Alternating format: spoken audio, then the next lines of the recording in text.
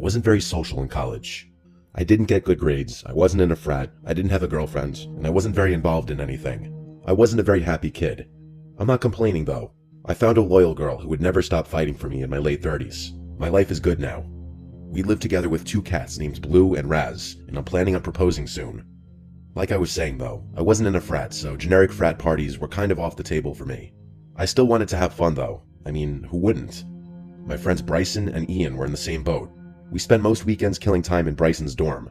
That being said, we took every chance we got when it came to parties.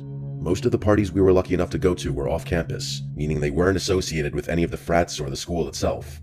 One time we actually drove over an hour just to go to a party. It's safe to say we were pretty desperate. One Friday afternoon, Ian texted the group chat saying the girl he was talking to knew of a party not that far away. Ian tended to attract the strangest girls. I'm sure you know the ones I'm talking about. Bryson joked that he didn't want to go to some death metal, emo anime party, which I kind of agreed with. Ian was pretty adamant though, and convinced us that this would be a normal party. It's not like we had anything better going on. Bryson convinced his brother Chris to be our designated driver. Chris didn't drink anyway, and said he'd be down for a party, so everything was looking good. As we were driving to the party, Ian started complaining about the girl he was talking to. He said she hadn't answered him in hours, which honestly wasn't too surprising considering the kind of guy Ian was. He was actually pretty torn, and said he was having second thoughts about even going, which seemed like an overreaction. We were already 30 minutes deep, so we weren't just gonna go turn around and go home. We told him to suck it up and not let it ruin the night. After a few more minutes, Ian said Callista's profile disappeared from his phone altogether. We broke it to him that he had been blocked and she probably decided to go to the party with someone else. He pouted for the rest of the drive. When we reached the party, we instantly knew we'd made the right choice. The house was massive, especially compared to the rest of the houses on the block. Ian didn't want to go in just yet, saying he needed a buzz to take his mind off the situation. Bryson and I didn't object to drinking, so we told Chris to park a little further down the street so we could pregame outside the car. We killed a few of the beers we had brought with us and watched as people entered the house in droves. It honestly looked like a pretty lit party. Once Ian was satisfied with his buzz, the 4 of us started making our way over to the house. As soon as we stepped inside, I could tell something was off. For starters, all the lights were on, like there was no ambient lighting throughout the entire house, just the bright overhead lights that you'd expect to be off at a college party. Most of the people there were very nicely dressed, not what you'd expect people to wear at a rowdy party. The scene looked more like a fancy dinner party than anything else, but maybe that's what it was. After all, we didn't really have any details about what we were walking into. We didn't look too out of place, but the clothing differences were definitely noticeable. The music was also bizarre. They weren't playing trap or hip-hop or any of the usual party music. Instead, they were playing some kind of ethereal, almost druggy music. I'm not really sure what genre it was or how to describe it, but none of the songs had any words, just instruments. I guess it wasn't bad per se, but it was odd. My friends and I looked at each other, trying to make sense of what was going on. We drilled Ian for details, but he said he was just as clueless as we were. The 4 of us walked around a little, exploring the house. There was alcohol everywhere, so we helped ourselves.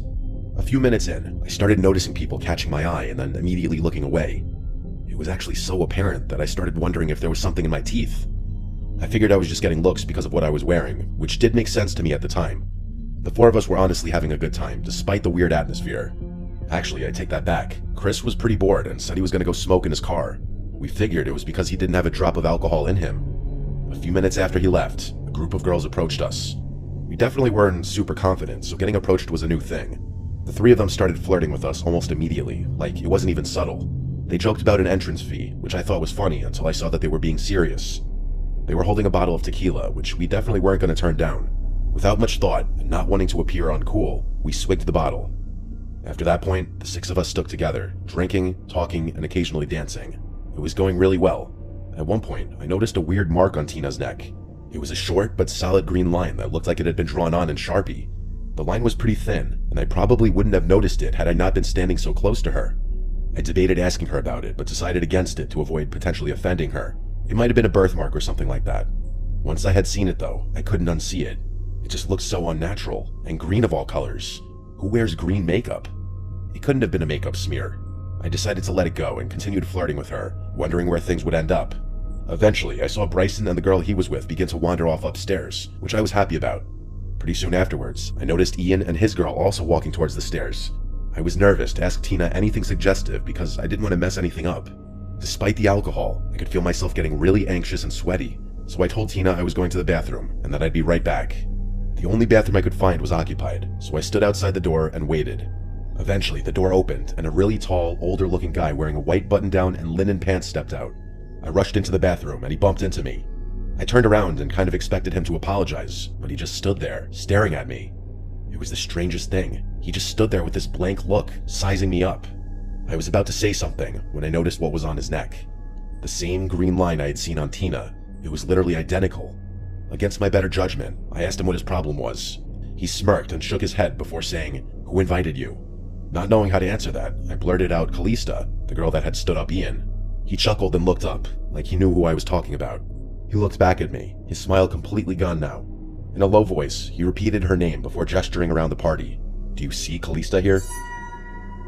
I didn't know how to respond to that, so I just slammed the door in his face, wondering what the hell had just happened. I couldn't get over what he said or that green mark on his neck. Part of me regretted not asking him more questions about what the hell was going on. I left the bathroom, looking for him. I walked past more people that eyed me up like I didn't belong. I didn't care though. I was gonna find my friends and drag them out of here. While wandering around the party, I couldn't stop thinking about that green mark. I started looking closely at people's necks, trying to see if anyone else had a mark on their neck. And to my horror, I actually saw 2 more people with the green lines on their necks. They were all the same color, same length, same thickness, same everything. It was freaky. I kept looking for that guy, all the while analyzing people's necks. Most people weren't marked up, but I kept catching glimpses of green lines on various people's necks. I was starting to freak out, so I made my way to the stairs, looking for my friends. Thankfully, as I was walking up the stairs, Bryson and Ian were walking down. I urged the 2 of them to follow me, and I brought them to an empty hallway so we could talk. I briefly told them about my theory and said we had to leave immediately. They burst out laughing and told me I was just drunk. Bryson told me I was just jealous because they had hooked up and I didn't.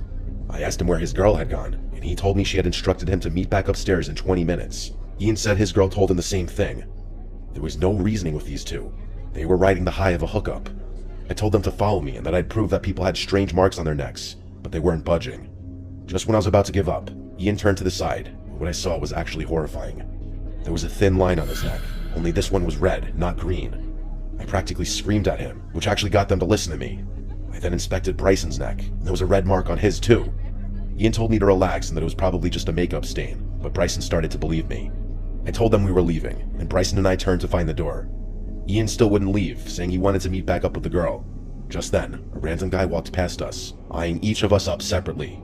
He didn't say anything, but paused long enough for us to notice the green line on his neck. That was it. Bryson and I rushed for the door with Ian close behind. It felt like everyone there was staring at us as we left, but no one moved to stop us. We ran to Chris's car and told him to drive. As we were leaving, both Ian and Bryson's phones started blowing up. Those girls were asking why we had left. How could they have even known that? They weren't even around to see us leave. My friends blocked the girls. Everyone I tell this story to has their own crazy theory about what happened that night. I really don't know what to think about it, but I don't think I want to know what might have happened had that guy not tipped me off.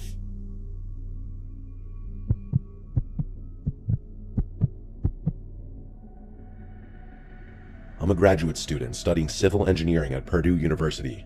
I actually started a few months ago. I was in a good place, all things considered. Classes were going well, I made a couple friends, and the apartment I found was decently priced. The landlord was pretty sketchy, though. I had a car and lived pretty far away from campus, but I liked driving. The only downside, it was a sketchy part of town, but I didn't care much about that. I'm a guy in my mid-20s, so I figured I could handle myself. Yeah, things were a little boring, but I was there for a degree and not a party. Everything was pretty normal, until the day my backpack got stolen. I had left it on a table in a random hall to go to the bathroom like an idiot. By the time I got back, it was gone. Of course, that specific lecture hall didn't have cameras, so there was literally nothing I could do. I was more annoyed than anything. My wallet, keys, and laptop were in there. I had to cancel my cards and get new ones, report my keys missing to the landlord, and start looking for a replacement laptop. It was a whole thing. It sucked, but things happen. It wasn't until a few days later that I realized the situation was 1,000 times worse than I had anticipated. I drove home from campus one evening to find a handwritten note slipped under my door. I figured it was just a reminder from my landlord about something, but I was dead wrong. When I opened it up, it just said, "I see you." No name, no signature, just those 3 words. I instantly put 2 and 2 together. Whoever had stolen my backpack had gone through my laptop somehow and figured out where I lived. That was terrifying enough, but just then I had a thought that was so much worse. Whoever had stolen my backpack had my apartment keys. I felt my skin starting to itch, and I looked over my shoulder, half expecting to see someone there. I ran into my apartment and slammed the door shut. I had a deadlock, so even if someone did try to break in, they wouldn't be able to get past that. Over the next week, I got more notes, all handwritten. They weren't long, just weird phrases like, "I know what you did," or "watch yourself." At that point, it was really starting to freak me out. I had never done anything wrong really, but if someone had gone through my laptop, who knows what they could have found. I really didn't know what to do. Would going to the police even help? I figured I'd wait it out a little longer, hoping whoever was messing with me would get bored. One night, I was getting ready for bed when I noticed something. It was dark outside and my blinds were half closed, but I could have sworn I saw a flash, like someone took a picture of me. I quickly pulled the blinds down, but my heart was racing. There was no one there. Things didn't stop there. I started noticing small things around my apartment, things being moved. At first, I thought I was just being careless. My shoes would be in a different spot, or my coat would be draped over the chair instead of hung up. It was little things that I could explain away if I really tried. But then, one day, I came home to find my bedsheets stripped off and my room completely turned upside down. My dresser drawers were pulled out, my books scattered across the floor. It looked like someone had torn through the place. I called the cops, of course, but they didn't do much. No forced entry, nothing stolen, so there was not much they could do apparently. I asked my landlord to change the locks, but he said it would take at least 2 days to get someone out. I begged him to make it happen sooner, but he shrugged it off, saying it wasn't an emergency. I felt betrayed. How in the world could this guy not think that this was an emergency? I kept pressuring him to do something, but he eventually stopped answering, no matter what I said. That was literally yesterday as I'm writing this. I barely slept at all last night, even though I was safe with the deadlock in place. I'm thinking of changing the locks myself, but I'm not sure how I could even do that without causing expensive damage. I called out of all my classes this morning because I'm afraid to leave my room. I'm still here, writing all this down. I'm prepared to confront whoever it is if they come back. I'm sure if they went through my laptop, they would know my class schedule. Maybe I'll hide somewhere and get the jump on them if they try to enter while I'm supposed to be at class. I think that's what I'm gonna do. I'll give an update when I can.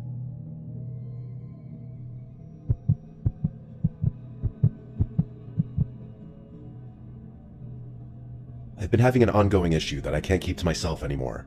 I had just broken up with my boyfriend of 2 years, Ben. It wasn't a bad breakup, but it wasn't great either. We'd been arguing for months, and it was obvious things weren't going to work out. So, when we finally ended things, I thought it was for the best. I blocked him on everything, and that was that. I go to Temple University, and I live in this small apartment near campus. It's on the second floor of an older building, which means I can hear pretty much everything going on outside. A few days after the breakup, I started hearing strange noises at night. Not like regular city sounds, these were different. Footsteps, quiet shuffling, like someone was just outside my window. At first, I figured it was just my mind playing tricks on me. Eventually, though, I came to terms that it was probably my ex. The reason I wasn't really freaking out was because Ben was one of the sweetest and most harmless guys there was. I mean that in a nice way, like he'd never do anything drastic or anything to hurt me. I figured he just missed me, so I decided to let it go. Eventually, he'd get bored. Plus, I was already stressed from the breakup, and I had this huge group project due. That project is actually a huge component to the story. I was the one responsible for editing the project and sending it to our professor. I worked on it all night, making sure everything was perfect. I emailed it just before midnight. Relieved to have it done, I went to bed, trying not to think about all the other things going wrong in my life. The next day in class, we were supposed to present the video. My professor plugged in his laptop and pulled up the file I'd sent. I was nervous, but I was also kind of proud of what we'd done. I had a lot of experience with Adobe products, and I knew our video was probably a cut above all the other groups. And then the video started playing, and my stomach dropped. It wasn't our project. Instead, there was this grainy video of someone wearing a scream mask. The person wasn't just sitting there, they were talking. They were saying horrible things about me, my professor, the government. It was disgusting. I don't even want to repeat what was said. That's how sick it was. My professor let the video play out a little longer than he should have, probably because he was also in shock. When he did pause it though, his face was pale. I was frozen in place. I have never been so mortified in my life. I was literally frozen. I wanted to cry, but I couldn't. I could barely breathe. I felt hundreds of eyes on me. The rest of the class was staring at me. I knew what they were thinking. After the most painful seconds of my life, I snapped out of my humiliation and burst out into tears before running out of the lecture hall. I felt a panic attack coming on. I debated going home, but I knew I'd definitely get expelled if I just left. Reluctantly, I waited outside the building for the class to end before approaching my professor. I basically pleaded with him that I had no idea what happened, that I was positive I had sent the right video. He decided to hear me out and confirmed that 2 videos had been sent. The first one was my project, and the more recent one was the one he played in class. Clearing things up with the university took a lot of time and hassle, but I was eventually able to do it. I won't bore you with the details. Nothing was going to erase the humiliation, though. It was also clear that my email had been hacked, which was a much bigger problem.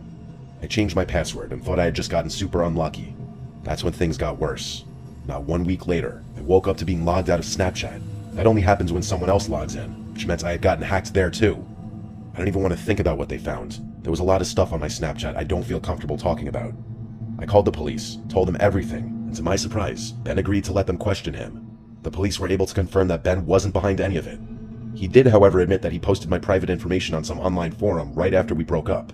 He swore he never posted any of my passwords, but my passwords were easy to guess, and like an idiot, I used the same password for everything. The police told me that there wasn't much they could do. Ben wasn't responsible for the hacking. That's when the full gravity of the situation hit me. Someone else had basically all of my private information. They could probably blackmail me. I changed my passwords immediately, but it might have been too late by then. A few weeks went by and nothing happened. My best guess is that whoever was tormenting me realized I had gotten the police involved and didn't want to risk being caught. I thought that was the end of it. Of course, it wasn't. One day, some random person added me on Snapchat, which wasn't too unusual. When I added them back, though, they started sending me pictures of me. I'm sure you can guess the types of things they were sending. I blocked them before they could threaten me, which I'm sure they were about to do. I burst into tears. I've never felt more helpless in my life. For about a week, random profiles would add me on Snapchat. I knew it was the same person, and I never accepted their ads out of fear that they would blackmail me or ask for money. This has been ongoing for about a week now, and I don't know what to do. There's literally no evidence or any way I can track this person. The police don't have enough information to get involved, and it's not like they could do anything anyway. The worst part is they literally know my address and whatever else about my personal life. If I keep ignoring their Snapchat ads, they might do something drastic. They've already lurked outside my apartment. I wouldn't put it past them to go further. I'm praying that they get bored and just quit. For any young ladies listening, be careful about what kind of pictures are on your phone. I don't know if this will ever end.